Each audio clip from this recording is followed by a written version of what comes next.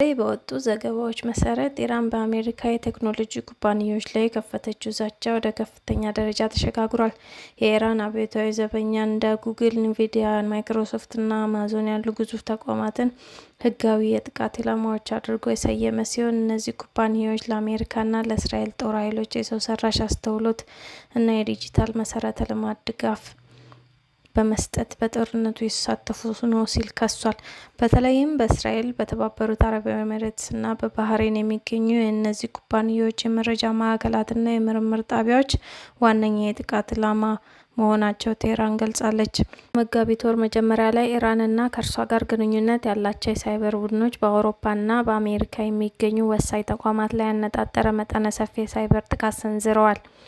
በፖላንድ ብሔራዊ የኒውክሌር ምርምር ማዕከል ላይ የተሰነዘረው ጥቃት በስኬት የተመከተና ምንም አይነት የመረጃ ጥፋት ባያስከትልም የፖላንድ ዲጂታል ጉዳዮች ሚኒስትር ክሪስቶፍ ሮስኪ ጥቃት ከኢራን ግዛት የተሰነዘረ ለመሆኑ ምንጮች እንዳሉ ገልጸዋል።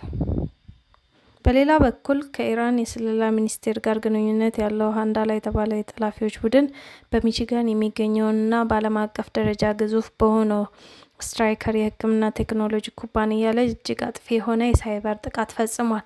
ጠላፊዎቹ ዋይፐር ማልዌር የተባለ አደገኛ ሶፍትዌር በመጠቀም በ79 አገሮች የሚገኙ ከ200,000 በላይ ሲስተሞችን፣ የሰራተኛ መሳሪያዎችን መረጃ ማጥፋታቸውን ገልጸዋል።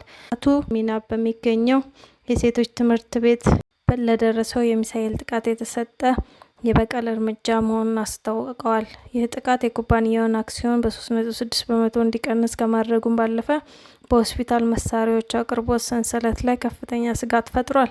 በተጨማሪም በአማዞን የመረጃ ማዕከላት ላይ የደረሰው የድሮን ጥቃት በቴክኖሎጂው ዘርፍ ላይ ከፍተኛ ስጋት የፈጠረ ሲሆን ኩባንያዎቹ ሰራተኞቻቸውን ከቤት ሆነው እንዲሰሩና ጥብቅ የዲጂታል ደህንነት ጥበቃ እንዲያደርጉ አዘዋል።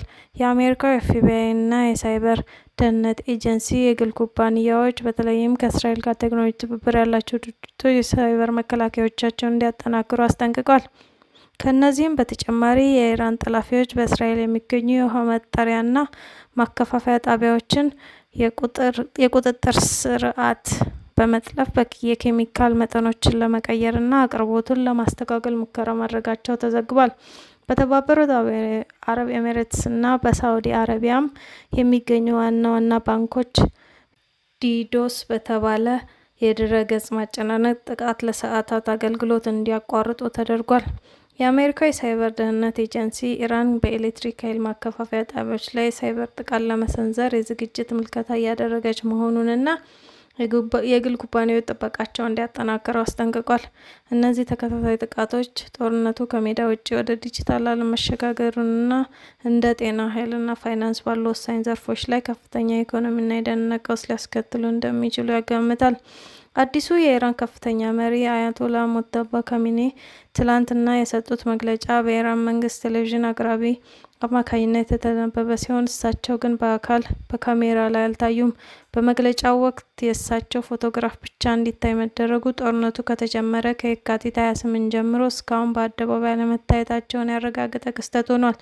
ይህ ዝምታ የእስራኤልን ግምት የሚያጠናክር ሲሆን መሪው በጦርነቱ መጀመሪያ ላይ በተሰነዘረባቸው ጥቃት ሳይቆስሉ እንዳልቀረ ይገመታል። ካሚኔ በመግለጫቸው እርሳቸው እንደ ከፍተኛ መሪ መሾማቸውን የሰሙት ከቴሌቪዥን ዜና መሆኑን መጥቀሳቸውንም ሌላው ትኩረት የሚስብ ነጥብ ሆኗል። በመግለጫው ውስጥ ትልቅ ትኩረት የተሰጠው የዓለም የነዳጅ አቅርቦት 20 በመቶ የሚያልፍበትን የሆርሙዝ የባህር መስመር መዝጋት ላይ ነው። ካሚኔ ይህን ስትራቴጂካዊ መንገድ እንደ የጫና መሳሪያ በመጠቀም እገዳው ተጠናክሮ እንዲቀጥል ትዕዛዝ አስተላልፈዋል። አክለውም በተለይም በሚናብ በሚገኘው የሴቶች ትምህርት ቤት ላይ በደረሰው የብዙ ህጻናትን ህይወት የቀጠፈው ጥቃት የተሰማቸውን ሀዘን ገልጸዋል። ሰማዕታቶቻችንም ደም ለመበቀል አንቆጠብም በማለት ዝተዋልም።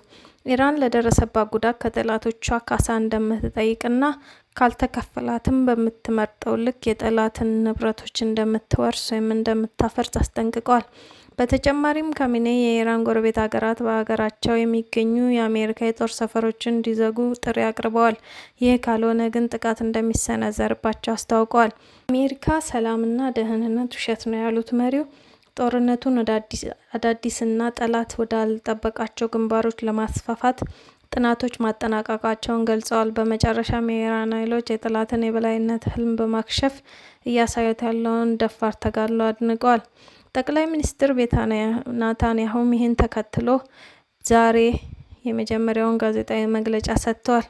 በዚህ ታሪካዊ መግለጫቸው እስራኤል ከአሜሪካ ጋር በመተባበር የኢራን አገዛዝና የሽብር አውታሮቹን እየቀጠፈች መሆኗን በልበ ሙሉነት ተናግረዋል። ኔታንያሁ አክለውም በየካቲት 28 ጀምሮ በተሰነዘሩ የአየር ጥቃቶች የኢራን አብዮታዊ ዘበኛ የሚሳኤልና የድሮን መሰረተ ልማቶች እንዲሁም የኒውክሌር ጣቢያዎች በከፍተኛ ሁኔታ መውደማቸውን ገልጸዋል።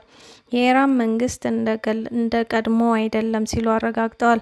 በተለይም የኢራን ቁልፍ የኒውክሌር ሳይንቲስቶች መገደላቸውን በመጥቀስ የቴሄራን የኒውክሌር ህልም ማክተሙን አብስረዋል። ስለ ሊባኖስ ግንባር ሲያብራሩም በሂዝቦላህ ላይ የሚሰነዘረው ጥቃት ተጠናክሮ እንደሚቀጥልና ቡድኑ ለፈጸመው ጥቃት እጅግ ከባድ ዋጋ እንደሚከፍል አስጠንቅቀዋል። አዲሱን የኢራን ከፍተኛ መሪ ሙጅተባ ካሚኔን በተመለከተም መሪው በአደባባይ መታየት አለመቻሉ መንግስቱ እየደከመ መሆኑን እንደሚያሳይ ጠቁመዋል። የኢራን ህዝብ አምባገነኑ ስርዓት ጥሎ ነጻነቱን የሚቀናጅበት ጊዜ መቃረቡን ጥሪ አቅርበዋል።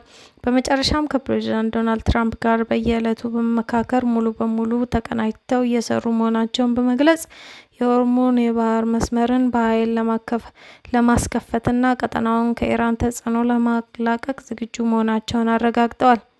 ዛሬ ማርች 23 የወጣው የኤንቢሲ ኒውስ የምርመራ ዘገባ እንደሚያመለክተው ጦርነቱ በጀመረበት ዕለት በሚናብ የሚገኘው የሴቶች ትምህርት ቤት ላይ የፈጸመውን የ170 ሰዎችን ህይወት የቀጠፈውን አውዳሚ ጥቃት በአሜሪካ የጦር መሳሪያ መፈጸሙ ተረጋግጧል። በቦታው ላይ የተገኙት የሚሳኤል ፍንጣቂዎች ቶማሃውክ የተባሉና በአሜሪካ ጦር ብቻ ጥቅም ላይ የሚውሉ ዘመናዊ መሳሪያዎች መሆናቸውን የጦር መሳሪያ ባለሙያዎች አረጋግጠዋል። ጥቃቱ የተፈጸመው በአሜሪካ መከላከያ ስለላ ኤጀንሲ በኩል የነበረ የኢላማ መረጣ ስህተት እንደሆነ የተገለጸ ሲሆን ተቋሙ ህንጻው ከ15 ዓመት በፊት የአብዮታዊ ዘበኛው የነበረበት አሮጌ መረጃ በመጠቀሙ ትምህርት ቤቱን እንደ ወታደራዊ ግብ መቁጠሩ ለክስተቱ መንስኤ ሆኗል። ፕሬዚዳንት ዶናልድ ትራምፕ መጀመሪያ ላይ አሜሪካ ለጥቃቱ ኃላፊነት የለባትም ቢሉም በኋላ ላይ ግን ምንም አይነት ሪፖርት ቢወጣ ከውጤቱ ጋር ለመኖር ፈቃደኛ ነኝ በማለት ጥቃቱ በአሜሪካ መፈጸሙን በተዘዋዋሪ አምነዋል። የተባበሩት መንግስታት ድርጅት ባለሙያዎች ይህን ድርጊት በትምህርት ሰዓት ተማሪዎች ባሉበት ህንጻ ላይ የተፈጸመ የታሰበ ጥቃት ሲሉ የገለጹ ሲሆን ድርጊቱ በዓለም አቀፍ ሕግ መሰረት እንደ ጦርነት ወንጀል ሊያስቆጥር እንደሚችል አስጠንቅቀዋል። እስራኤልም በኢላማ መረጣ ሂደት ውስጥ ተሳትፎ እንደነበራት ቢገለጽም በዋሽንግተን የሚገኘው የእስራኤል ኤምባሲ ለቀረበለት ጥያቄ እስካሁን ምላሽ አልሰጠም። ይህ አሳዛኝ ክስተት በኢራን በኩል ለተሰነዘሩ ተከታታይ ሳይበርና የአካል ጥቃቶች እንደ ዋነኛ ሰበብ የቀረበ ሲሆን አዲሱ መሪ የህጻናቱን ደም እንበቀላለን በማለት ዝተዋል። በዚህም ምክንያት እንደ ስትራይከር ባሉ የአሜሪካ ኩባንያዎች ላይ ከፍተኛ የሳይበር ጥቃት ደረሰ እንደሆነ ተነግሯል። በማርች 13 አልጀዚራ የቀጥታ ስርጭት ዘገባ እንደሚያመለክተው የኢራን አብዮታዊ ዘብ ከፍተኛ አዛዦች በእስራኤል የጋዝ ቁፋሮ ማዕከላት ላይ ግልጽ የጥቃት ማስጠንቀቂያ አስተላልፈዋል። በተለይም በሜዲትራኒያን ባህር ውስጥ የሚገኙትና ለእስራኤል ኢኮኖሚ እንዲሁም ለአውሮፓ ኢነርጂ አቅርቦት ወሳኝ የሆኑት ሌቪያንታ እና ካሪሽ የጋዝ መሬቶች ዋነኛ ኢላማ መሆናቸውን ገልጿል። ይህም እርምጃ ኢራን በሆርሙዝ የባህር መስመር ላይ የወሰደችውን እገዳ ወደ ሜዲትራኒያን ባህር ለማስፋፋትና በእስራኤል ላይ ከፍተኛ የኢኮኖሚ ኪሳራ ለማድረስ ያለመ ስትራቴጂ እንደሆነ ተነግሯል። ለዚህ የኢራን ዛቻ ምላሽ የሰጡት የእስራኤል ባለስልጣናትና ጠቅላይ ሚኒስትር ቤንያሚን ኔታንያሁ ኢራን በእስራኤል የኤነርጂ መሰረተ ልማቶች ላይ ጥቃት ለመሰንዘር ከሞከረች እስራኤል የኢራንን የኒውክሌር ማዕከላት ሙሉ በሙሉ እንደምታፈርስ አስጠንቅቀዋል። እስራኤል በተለይም በናታንዝ እና በፎርዶ የሚገኙትን የዩራኒየም ማበልጸጊያ ጣቢያዎችን ኢላማ ያደረገ የመጨረሻ እርምጃ ለመውሰድ ዝግጁ መሆኗን የገለጸ ሲሆን አሜሪካም ይህንን የእስራኤል አቋም እንደምትደግፍ ፍንጭ ሰጥታለች። ይህ የዛቻ ልውውጥ ጦርነቱ ከወትሮ ወታደራዊ ግጭት ወጥቶ ወደ አጠቃላይ ኤነርጂና የኒውክሌር እልቂት ስጋት እየተቀየረ መሆኑን ያሳያል።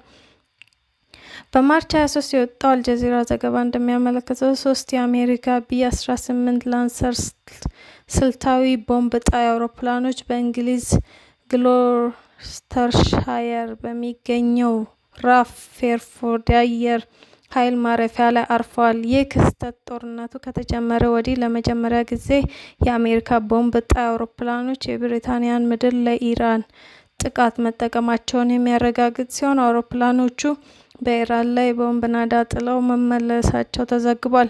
አየር ማረፊያው የተነሱ ምስሎች አውሮፕላኖቹ ከመሬት በታች ያሉ ጥልቅ ምሽጎችን ሰብረው የሚገቡ ቦምቦችን ታጥቀው እንደነበር የሚያሳዩ ሲሆን፣ ይህም የኢራንን እጅግ ጥብቅ የኒውክሌር ማዕከላትንና ወታደራዊ መሰረተ ልማቶችን ኢላማ ያደረገ ጥቃት መፈጸሙን አመልካች ነው።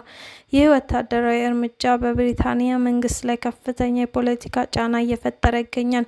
ቀደም ሲል የብሪታንያው ባለስልጣናት የእንግሊዝ ግዛት ለኢራን ጥቃት መነሻ አይሆንም በማለት ቃል ገብተው የነበረ ቢሆንም፣ የቢ-1ቢ ቦምበሮች ከራፍ ፌርፎርድ ተነስተው ጥቃት መሰንዘራቸው ሀገሪቱ በጦርነቱ ውስጥ ቀጥተኛ ተሳትፎ እያደረገች መሆኑን ያሳያል።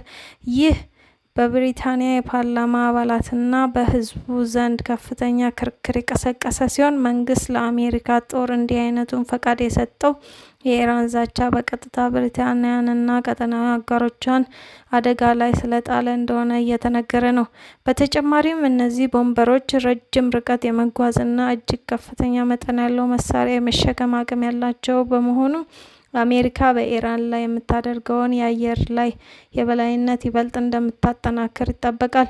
የቢ-1ቢ ቦምበሮች መመለስና በድጋሚ መታጠቅ ኢራን ለሰነዘረችው የሳይበርና የባህር ላይ ጥቃት የተሰጠ ከባድ ወታደራዊ ምላሽ ተደርጎ ተወስዷል።